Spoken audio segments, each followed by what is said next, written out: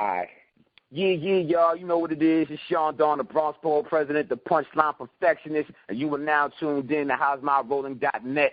Don't go nowhere but that site other than Chaundon.com. Go to How'sMyRolling.net too. Stay there. Keep it there.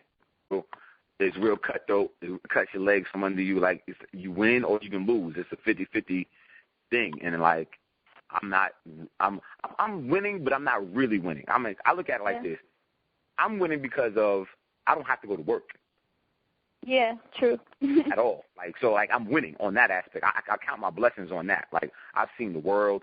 You know what I'm saying? I mean, I've traveled to places I can't pronounce and kick raps for people that don't even speak my language. That right there, unparalleled or nothing. So I'm like, you know, I win on that aspect. But, like, as a businessman, I want to win big. I'm like, yo, I think I'm better than Drake. I like Drake, though. Let's not look and say that, you know, like, oh, Chaundon does not like Drake. I'm a fan of Drake. Actually, I be defending Drake online. I'm like, yo, why y'all saying he garbage? He's dope. But I think I'm better than Drake. And Drake is killing it right now. Dude got a Sprite commercial on the playoffs without an album.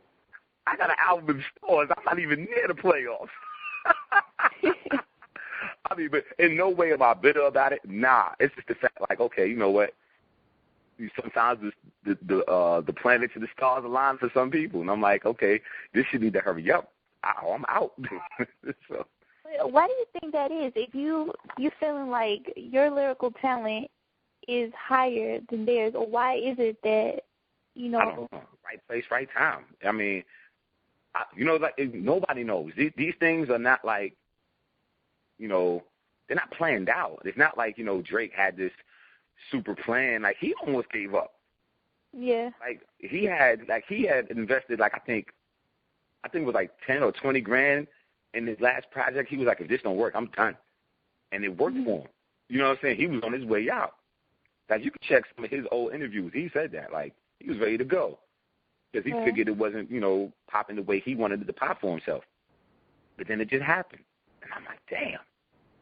So I look at me, I'm like, yo, I paid so many dues. I rapped with so many great artists. I mean, Pete Rock. I get beats from Pete Rock. How many people can say that? I got Easy Mo B's number. I call him directly. I speak to Preem. Like, I worked with Sean Price, Duck Down. You know what I'm saying? Like, I just did the joint with Craig G and Sadat X.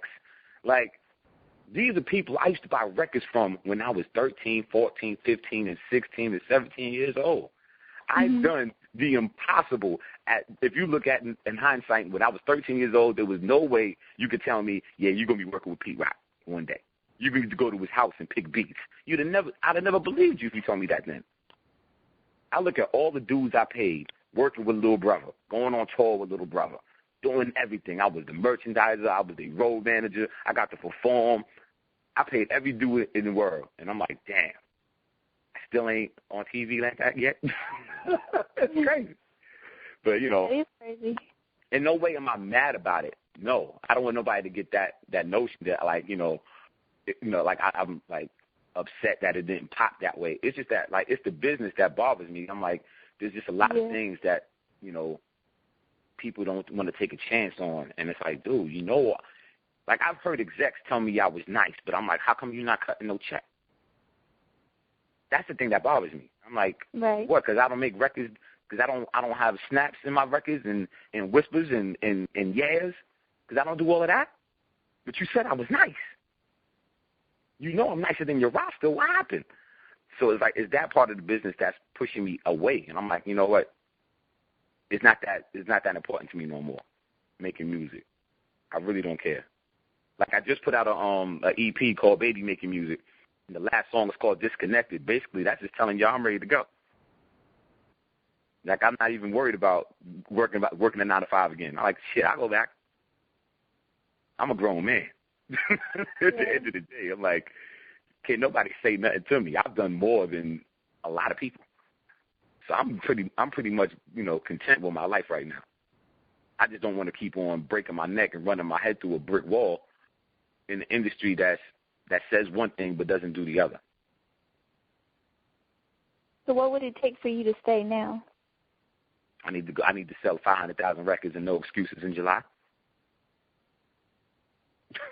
That's it. Because I'm tired of fans telling me I'm dope. I've been hearing I was dope for 20 years.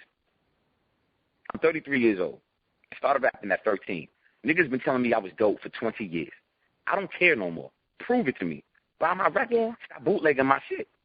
Yeah, I see him, like, when I dropped Carnage in 2008, more people told me that shit was dope, but I seen a high percentage of people that said, people, and it was keeping 100 with me. They was like, yeah, I bootlegged it. I got the bootleg. I'm like, damn, son, you can't even spend $10 to buy this shit legit? But you going, like, bootleg it and then tell me you stole it. Like, the internet is so fucking whack. And it's like they just, you know, like, people just expect music to be free now. So, like, that's true. Like, I don't care about nobody's opinion no more. I don't. Like, I don't care. If you think I'm dope, I'm going to say, so what? Did you buy my shit? No?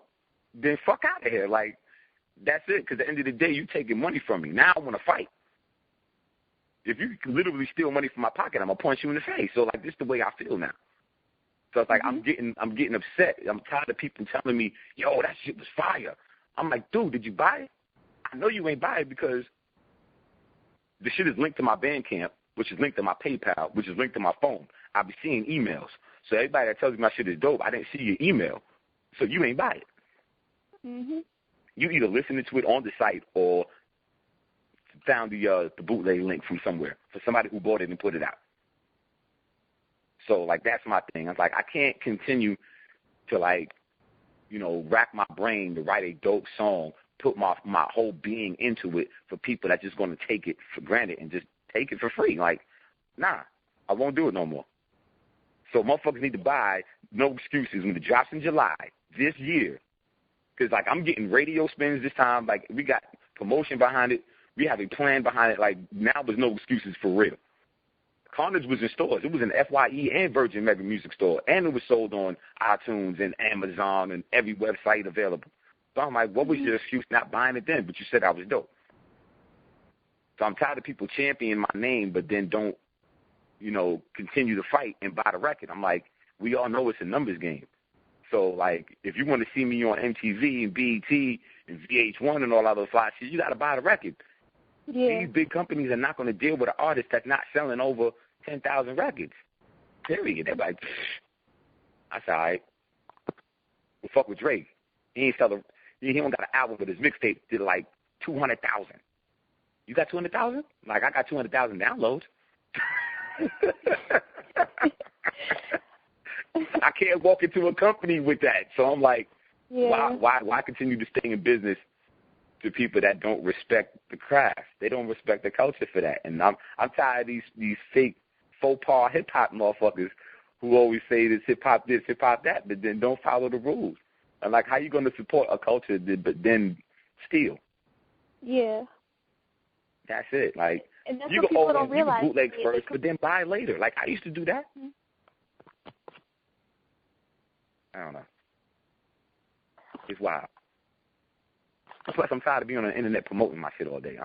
I be on Twitter, MySpace, Facebook, Reverb Nation all day. Like, I could do so much other stuff with my time. Yeah. Yeah, I just want to be honest with y'all. You know what I'm saying? With you and your listeners and your readers. I just want to be 100. I want to give y'all the real from the artist's perspective on why some people walk away from this shit and don't give a fuck. People need to hear it. Say again? I said people need to hear that. They need to know. Yeah, they do.